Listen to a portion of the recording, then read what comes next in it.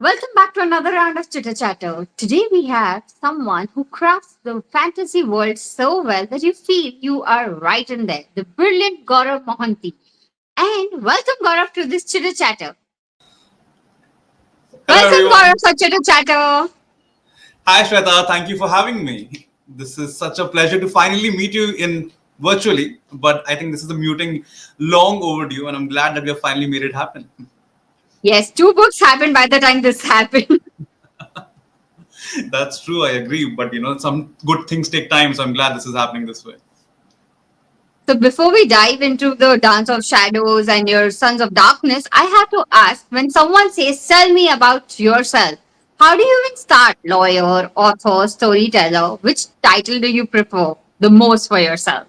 Oh, that's interesting. I think it always depends on the person who's asking me. I generally try to go the Ranbir Kapoor way in Tamasha and give them a fake profession that I am an archaeologist. And I remember when I was on a trek in Kashmir, I just told them I'm a violinist, all these amazing professions that I could never pursue. But that aside, I think it's amazing. And I'm very lucky and fortunate that I've been able to try and somewhat fail and somewhat succeed in all these three different professions, which all of them are my passions. But if any uncle or auntie ask me, I always tell them lawyer so that they are not worried about how I'm going to earn my money. And definitely, if I'm going to meet someone in a cafe or something on those lines, I always tell them I'm an author because I love the kind of conversation that drives that, because they're also enchanted by the whole idea that, okay, how are you a writer who's surviving in India? How does that work? And I think that leads to just a foray of conversations. Stand up comedy is something. Yeah, I just keep that aside. I think it's like a hobby that keep. I think the fact that I'm a lawyer really helped in becoming a stand-up comedian because, as you know, stand-up comics needs lawyers these days. So this has really helped in that. So we started a journey into storytelling. Was there like a light bulb moment that happened when you thought, okay, I'm going to write a book and an epic fantasy, or did it sneak up on you? Oh, it definitely sneaked up on me. I think this was in the era where you did not have a direct. I'm from Bhubaneswar, and I did not have a direct flight from Pune, where I was studying in Symbiosis Law School, to Bhubaneswar. And I used to take a train journey, which was in the Konark Express, 36-hour train journey. And this was before this, what I'm going to talk about, became famous. I had downloaded something called Game of Thrones from torrent websites. Okay, I'm like, okay, this looks interesting. It hadn't become famous then, and I watched the first episode on the sleeper class, like while just lying down and watching it, and I was just like mind blown. Right throughout the entire journey, I binge watched it, and I realized that this is based on a book series because the second season had not come out then. Sorry, this is a long answer, so bear with me. And then I thought, okay, let me. I gorged through the books. George R. R. Martin had written 5 books till then, and I read through the books and I'm like, this is amazing. This is what Mahabharata could be, if it was actually telecasted by HBO. And I'm sure someone must have written something similar in the Indian market or based in an Indian world. I did not find it. And luckily, around that point of time, we have this concept of day zero in law schools, which is also in management schools or engineering. On your first day of your final year, you get a job, like if you've done decently well. And that left that entire year free, no more internships, no more running around. And I thought, why not try writing something? And 5 years later, well, there was a book there in my hands. Wow, this is called like, a journey which actually happened while you were on a journey back home. Absolutely. So a lot of Kismet connection factors that took place here. Yeah. What parts of your childhood or hometown do you think secretly trained you to be a writer even before you realized it? I feel that the fact that I was a reader definitely helped me the most in writing in the genre in which I do, because constantly reading the same similar world structures allowed me to appreciate the technicalities of it when I actually started writing. Because I wanted to write something which I love to read. I think that is one essential requirement for any writer to become successful in the genre he writes, is that he should love the genre in which he's writing. My profession also helped me a lot. I think the fact that there is a murder trial that happens in an era of Mahabharata, I was able to bring in my law skills there. And the fact that I am obsessed with Chandler Bing of Friends also helped me try and be sarcastic in the book. So I think all of these factors definitely combined to bring about a whole Woodhouse meets George R. R. Martin meets Mahabharata situation. Now, for the ones who have not read the books, without giving the spoilers, can you give us like an elevator pitch? The catch is here, no spoilers, and only give 3 sentences to talk about both the books. All right, okay, this is a challenge. So it is Game of Thrones meets Mahabharata in a world inspired by ancient India, riddled with the magic system based on millennia old concepts of mandalas, chakras, and yoga. I think that kind of covers Wow. it. I have had practice, so I'm not going to say this was impromptu, but I've done a lot of elevator pitches in the last few years. So yeah. When you're building a fantasy world, do you create the history first or the characters first? I feel that these both are interconnected symbiotic processes where, while you're creating this beautiful world that you think, or dark or dystopian world that you think, how do you see that world? You're seeing it through the eyes of the characters which you have created. So I think both, it's like which came first, chicken and egg. I have a feeling that they kind of simultaneously came into being together. I'm not sure which idea came into be first, but I remember that when I was reading about Westeros and the Game of Thrones, I thought it would be so cool to see Hastinapur or Mathura or Magad in a similar situation, especially where women could be like absolute badass warriors. So that was a major compass for me to, like, okay, this is something which I really want to do.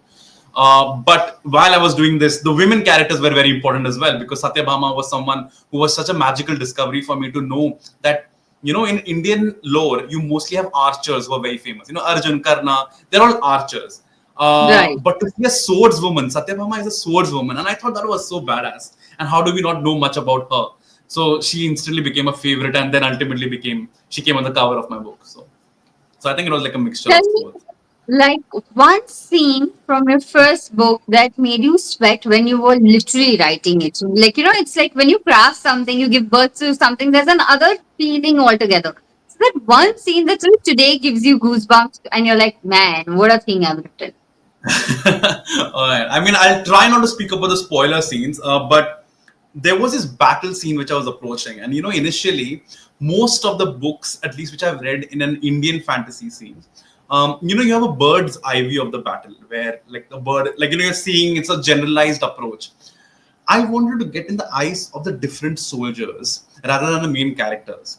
So the point of view constantly shifts from one soldier to another, and it's like a whole, it's like a camera which is moving with the soldiers rather than some person standing at top of a hill and watching the battle unfold. So that was something which was very enjoyable for me because one, it allowed me to give voice to the minor characters who we think are minor but are actually major in their own right. No one thinks that they're a minor character in their own story, right?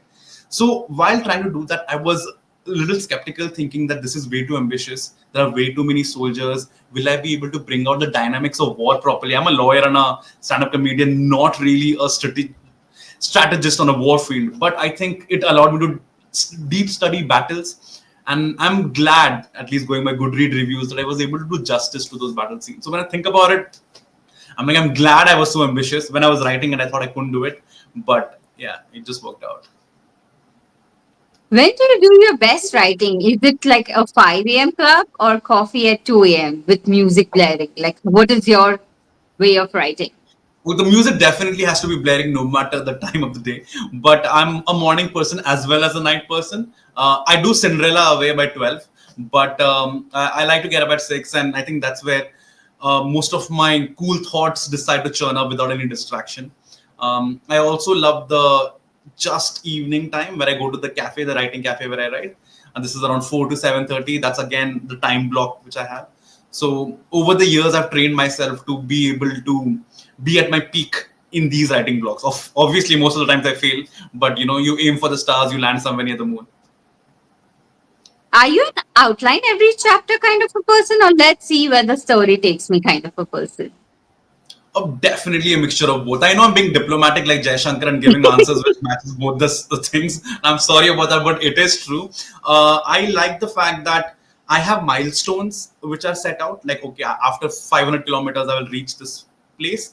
But I do not know the test, like the journey to it, the road through it, and that is something which I really enjoy. I know that I have to reach Mumbai in Bandra to meet you for coffee, but I do not know how do I reach there. Do I come via train, fly? Do I trek my way through it? And I think that is something which brings a lot of joy to my writing and also makes my book turn a lot thicker.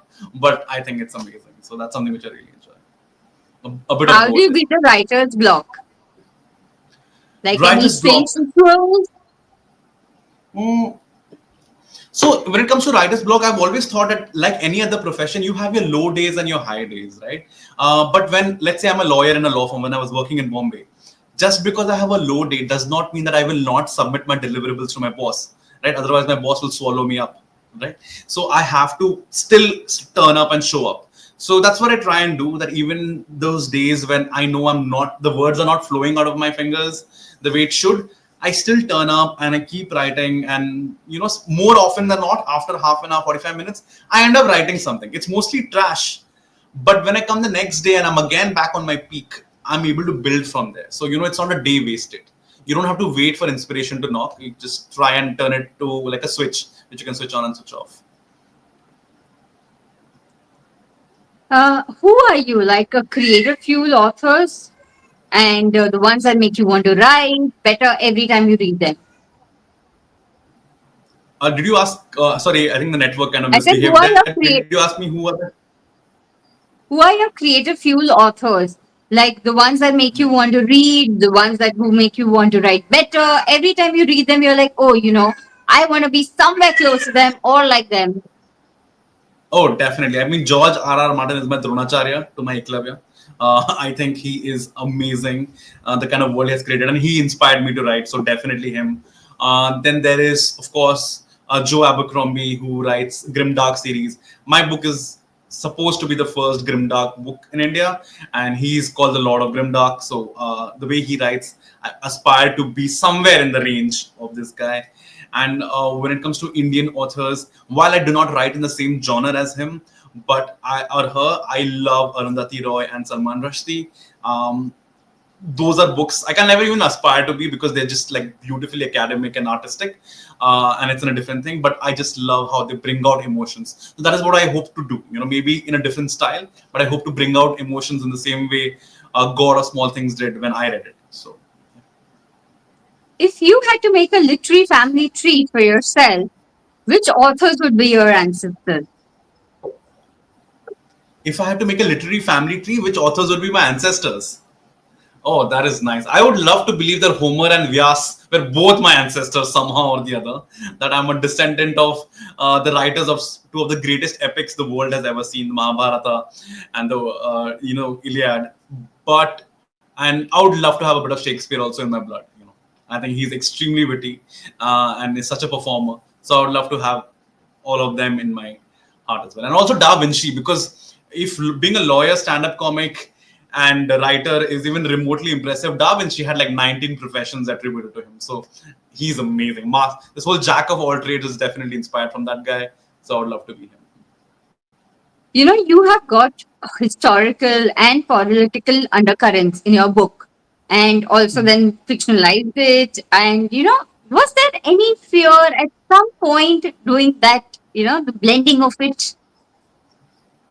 The fear of what trolls? I don't know. What fear did you have? Yeah, You know, and you're definitely. going to share with others. Oh no, absolutely. I mean, initially I do remember, and I've been asked this before. My father was always telling me that why don't you not write your real name on the book and just go with a pseudonym. And initially I did, like initially when I was querying for my book, my name was Varog, which is Gaurav spelled reverse. But then I realized that the thing with trolls is they can never read such a thick book. They're WhatsApp people, right? They only read forwards. So I realized that they will never read my book, and I'll be okay, I'll be safe.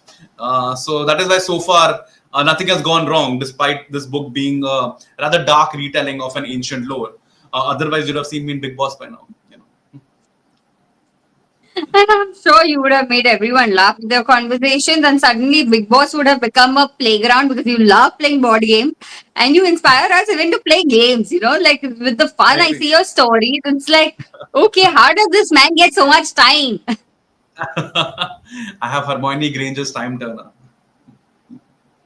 Outside of books, films, music, art, what shaped the story the most? Outside of books, what shapes my stories the most? I think experiences which I incurred when I traveled. I love traveling. While and my depleting bank balance is a testament to that. But I just enjoyed meeting other people and knowing their stories and exchanging our stories. I think good conversations has always been a key to a good time. And by that yardstick, I love, I mean, or at least I've tried that the book's major focus, which leaves when you leave this book, is that, wow, that conversation was really funny or that conversation was really insightful. I think conversations are everything, and that is something which really inspires me. If Dance of Shadows and Son of Darkness was a web series tomorrow, who would you cast in the lead? Before that, is there a cat with you? Yeah, Ah, she's trying lovely. to have a conversation with us. I I don't know if you know this, Shweta. I have a phobia of cats. Okay, a little bit. Okay, that's why my friends have gifted me this cute cat whose name is Daniel Day Lewis. Okay, because this is yeah. And so when suddenly I heard a cat sound, trust me, my hackles went up. I'm like, is there a cat in my room? Oh, has some cat tripping? That is adorable. Please give my regards to the cat. I'm so I sorry. I shall lost get track a of it. 1 second. Yeah. And since she was trying to be a part of the conversation, here she is saying hi. And she is got a picture with her books, which she's going to be reading soon. So, yes. Awesome. That's adorable. So, yeah, back to if your books were becoming a web show, which God willing it should, then who would you want to cast in the lead? Hrithik Roshan as Karna has always been the dream cast, and I feel Shobhita Dhulipalia would do amazing as the pirate princess from Kalinga. I think she's absolutely amazing. Then you have I always mess up her name, but she's this Tanya Manikdala. I think who was there in A Suitable Boy. I think she would be amazing as Draupadi. So or the Librarian Princess in the second book. So this is definitely the top casting which is done. If Deepika Padukone wants to act, I wouldn't say no. If your main character was on Instagram, what would his last 3 posts be? Huh. Interesting. Okay, let me see.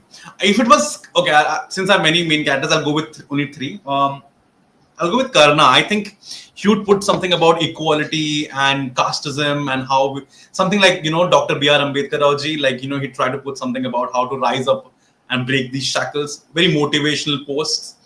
Um, if it will be Arjun, he would be writing about the parties he's having with different women, or like on the adventures he's going with Krishna. He would be like a traveler. If it was Satyabhama, it would be all about women and muscles. How she's like a gym bro. I think that would be definitely Satyabhama. Her 3 posts would be like that for sure. Describe your book in one Bollywood movie. One dialogue.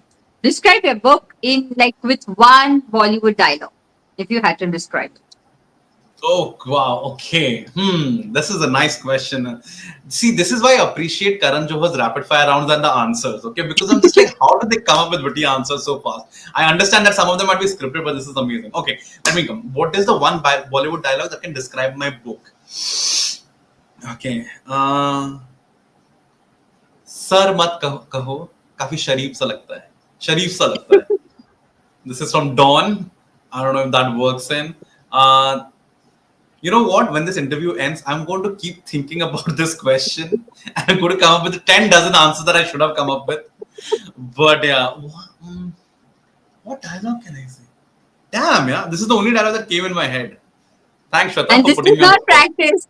So you Yeah, yeah, couldn't this just is be like, oh, immediately with a monologue. yeah. I mean, I hopefully the Sir Kafi Sharif sa lagta hai is very good for Krishna's character.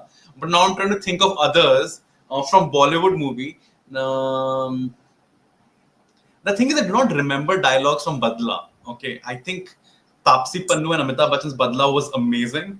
And where Amitabh Bachchan tells this dialogue that you think I don't remember the dialogue in Hindi. It's about that Mahabharata was actually a tale of Draupadi's revenge.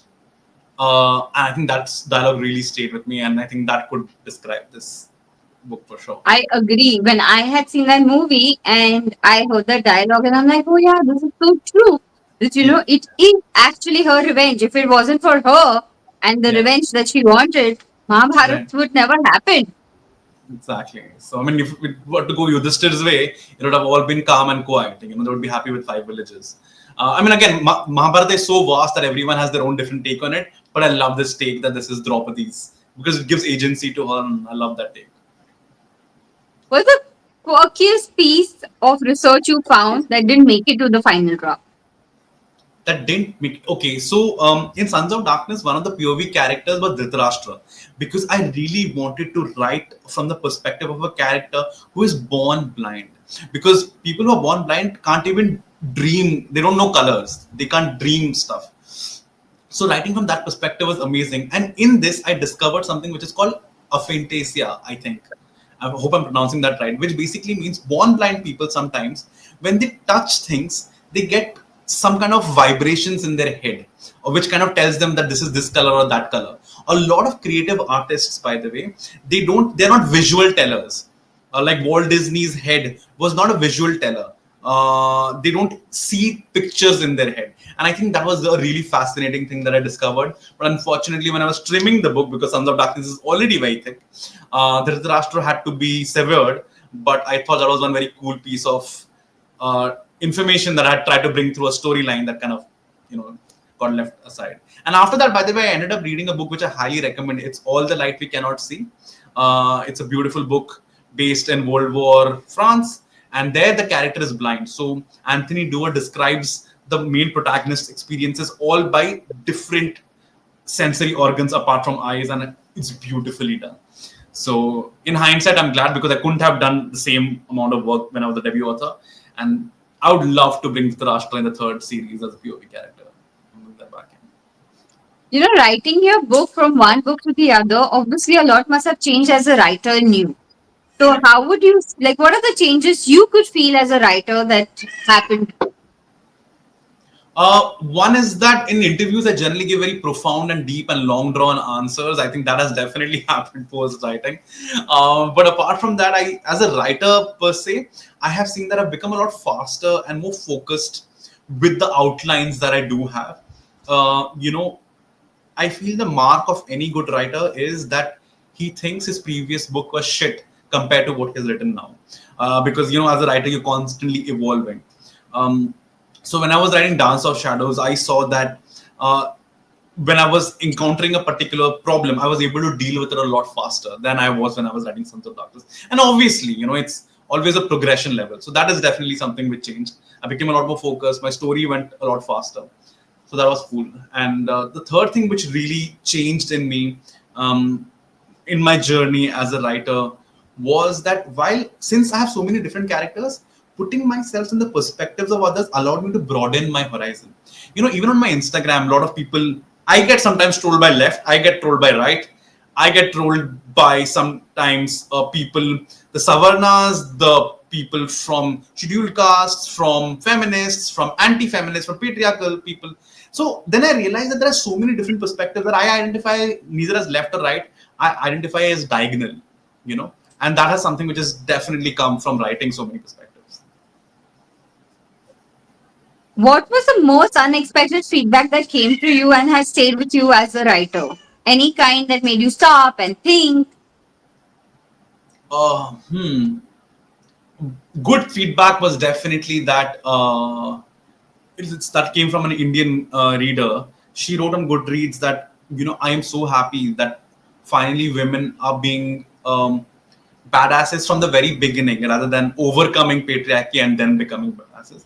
I'm using the word badass. I think she used something far more academic sounding. And that was very cool because I thought that was a validation of what I was trying to do.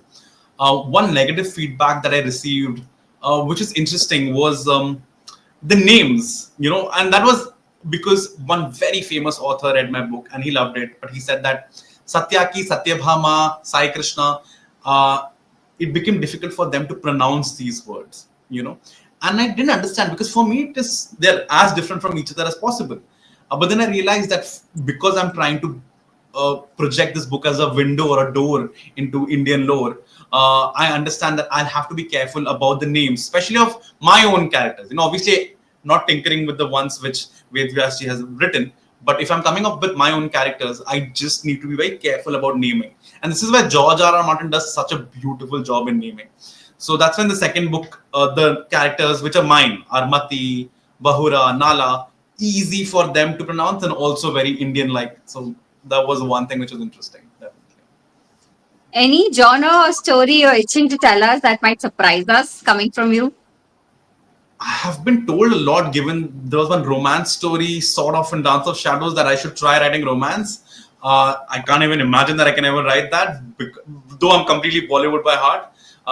But never know. I do want to push my envelope, and that is something which I would really enjoy. Right now, I am working on something to do with yoginis. I love yoginis, these ancient Indian witches who are so different from the perception of witches around the world.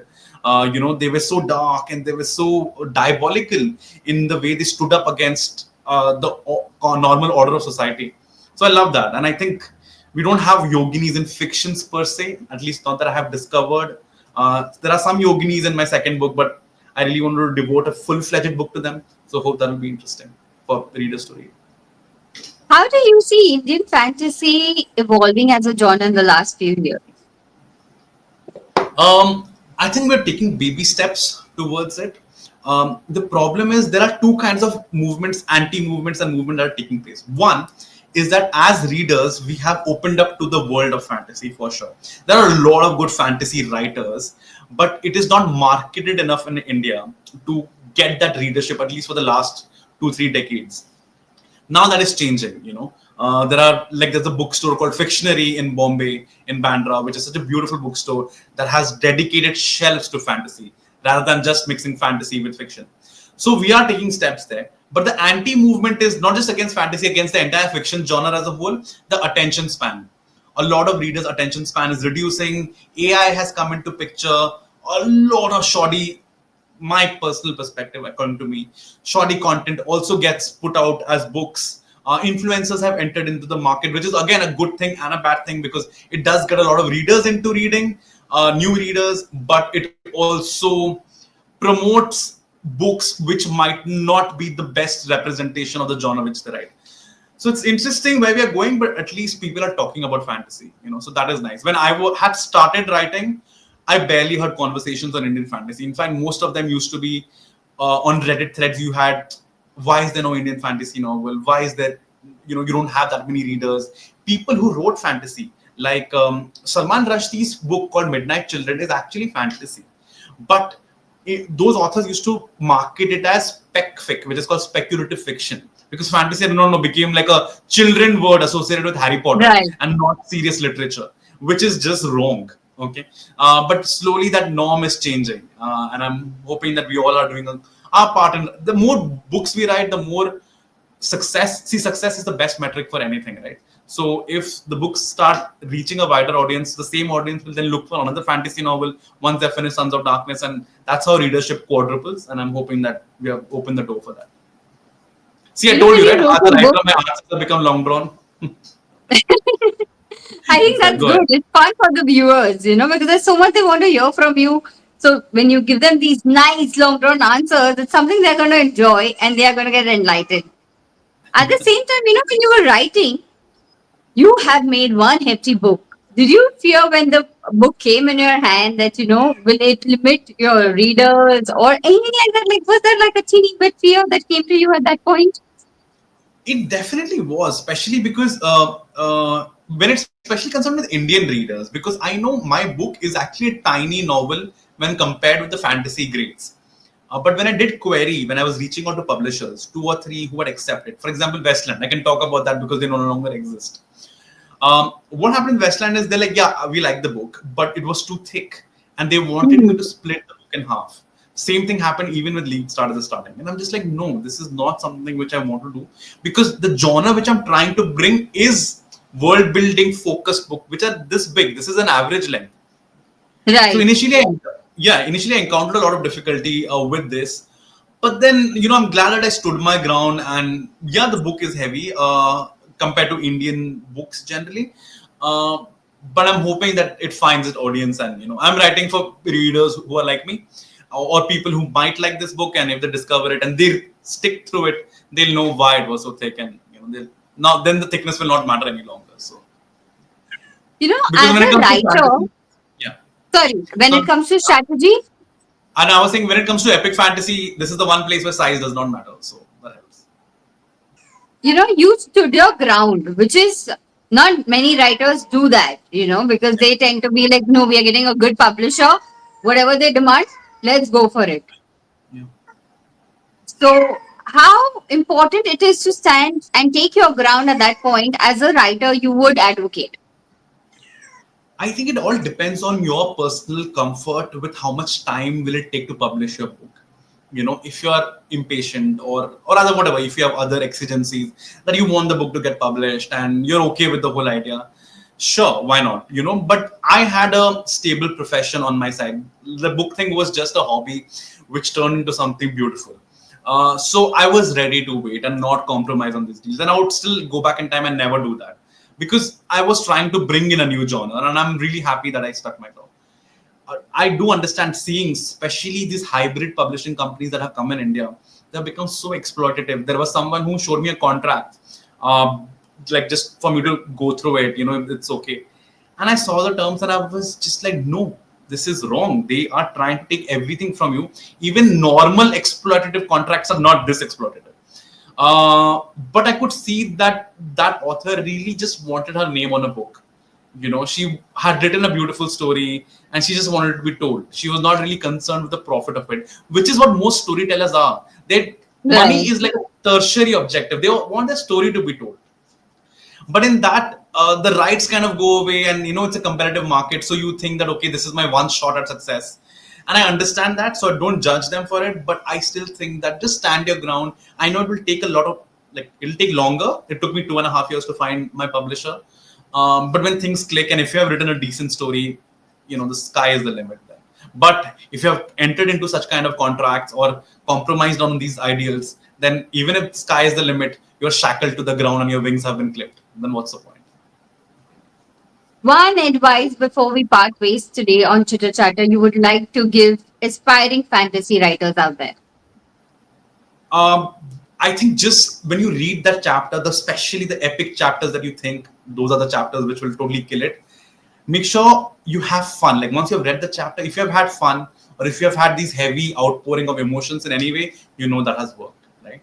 And most importantly, and since I keep saying this all the time, this will sound very repetitive. Do not aim for the perfect first draft. Okay, just write your book, because most of the writers get stuck in this, that they will start editing the very first chapter they're writing and they're not happy with it, and by this time the story which is waiting to be told gets lost in the frustration. So just finish the story. You can always get back to editing, right? So that's something which I'll totally advise. Thank you so much, Gaurav, for your time for this chitter chatter. It was amazing having this chit chat with you. We all are looking forward to many more books from you, be it Yogini, be it romantic, and many, many more. Thank you so much for your time once again. Thank you so much, Shweta, for having me, and thank you for the lovely questions and leaving that rapid fire question in my head, and I'm going to be thinking about for a very long time, and I'm going to DM it to you. Yes, and I will put it on story so that the viewers also know what is that one question that God, Gaurav, keep thinking.